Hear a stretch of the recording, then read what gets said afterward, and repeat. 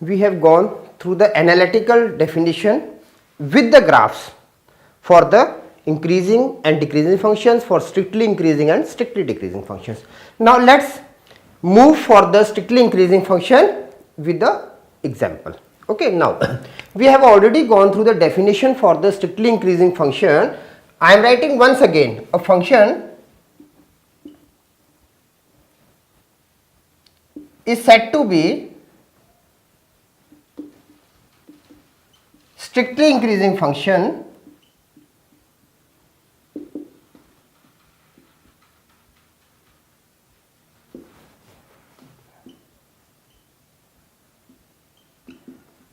on an open interval a comma b. Suppose we have given open intervals on an open interval a comma b if now what the condition was, x1 is less than x2, and this implies a function fx1 is less than fx2 for all values of x1 x2 belongs to a comma b. Okay, so this was the definition which we have already done it, and I have also shown you a graph for that. Now let's discuss an example. Show that let's write it example.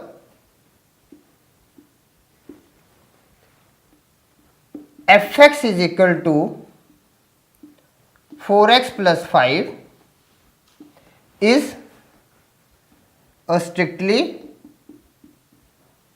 increasing function.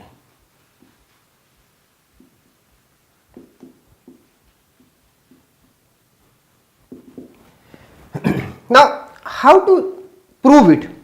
Okay, so we will be writing, let x1 x2 belongs to I, or we can write it any given interval, suppose it is a and b, belongs to an I, then x1 is less than x2. Okay, then we are having x1 is less than x2. Now multiplying both sides by 4, 4x1 is less than 4x2, and adding 5, 4x1 plus 5 is less than 4x2 plus 5. Okay, so here we can write it multiplying by 4, and here we can write it add 5.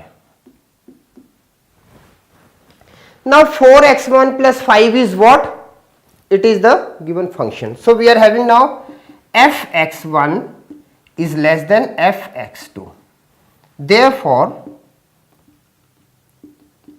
fx is equal to 4x plus 5 is strictly increasing function.